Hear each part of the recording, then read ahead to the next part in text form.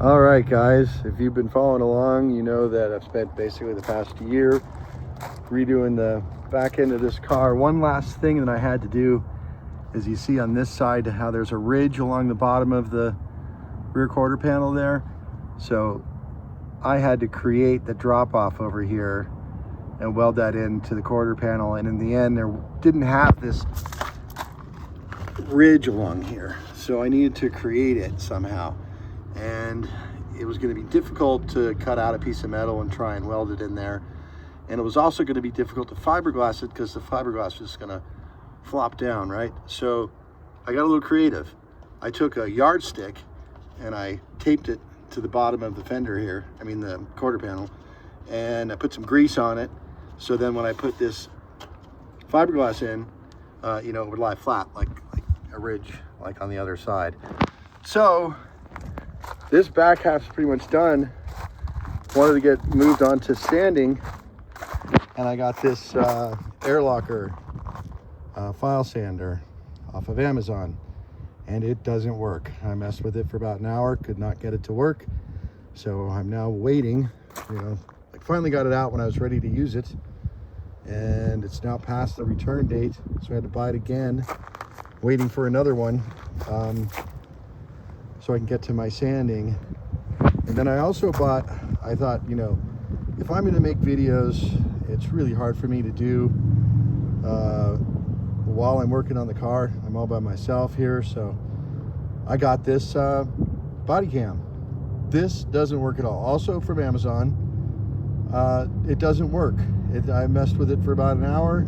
The only thing I get it to do is display the word camera on the screen, but none of the buttons function. I couldn't get it to record or even just like viewfinder to see something through the camera. So that's going back, waiting on the other sander, and it's now time to tackle the front of the car. So as you can see, I removed this fender, the front fender here. It's a good thing I did. It's a car like this that's been exposed to some stuff. You're just gonna have to get into it.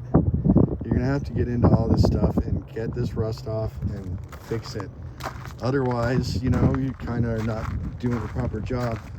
Also, I've confirmed, I found a new VIN tag here, so that's interesting. Didn't know that was there. But I've also confirmed this is the original color here. I don't know if that F on there is saying that this is the original color, but it is F code Tiffany blue. I'm not a fan of that color. I'm gonna go Brittany blue when I repaint it.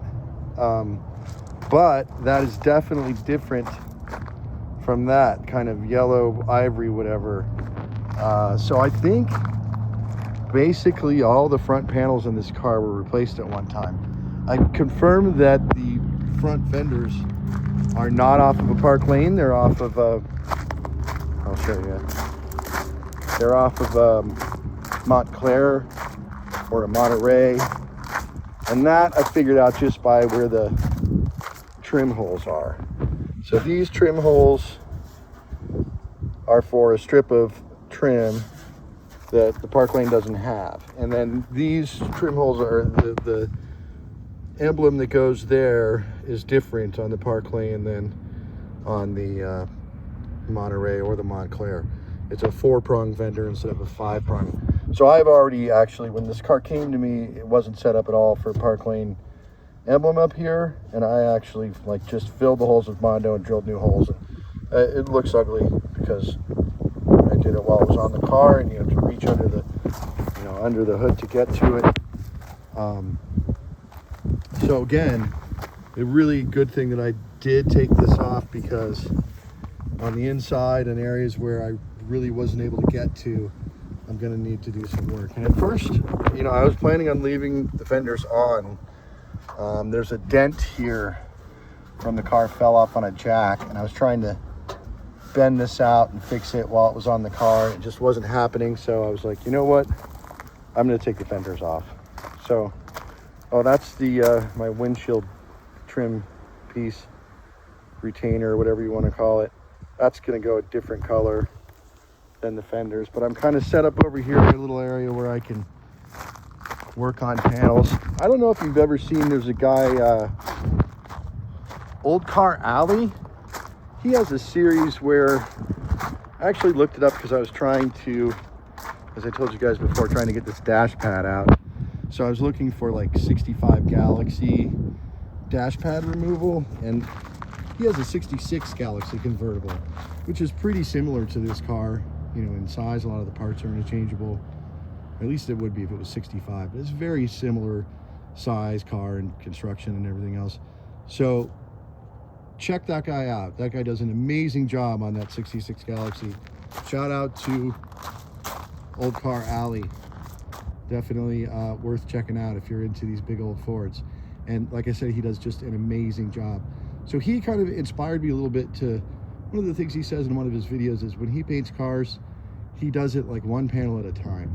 So that made a lot of sense to me. You know, as long as you're consistent from one thing to the next, you should be able to paint a hood and then a month later paint, you know, the rest of the car or whatever. So initially I was just going to take the hood off and do the hood separately, but I think that guy's got a good idea there about painting one panel at a time. So I'm going to take the other fender off, and we'll probably paint the fenders and the cowl and these front areas, and then sort of put all this back together. So the front end of the car will kind of be done, and then the doors back, you know, you got more work to do. But this is also going to allow me to get in here and solve all this rust permanently. So, you know, you'll never see it, but hey, I'd know it was there, so I'll feel better. This is probably never going to be sold, this car. So I'll feel better about knowing that it's, even on the inside, it's done right. Anyway, that's where I'm at, guys. Complaints from Amazon, for Amazon. Not happy with stuff I'm getting from there. Hearing a lot of other people saying they're going through the same kind of stuff with car parts. Just stuff they get doesn't fit, or, you know, these, that's not even really a car part. But you just got to be careful when you buy stuff online. There's so much junk out there that they're trying. I mean, like this is just, it's not functional as a camera. So, I don't know. I guess they think that like people buy this and give it to somebody as a gift, and then they throw it in a drawer and never use it, and so they sell enough of them that way. But it just does not function as a camera. All right, guys, thanks for watching. If you like my videos, if you want to see more of the story here, my 65 Mercury, please like and subscribe. Thank you. Bye-bye.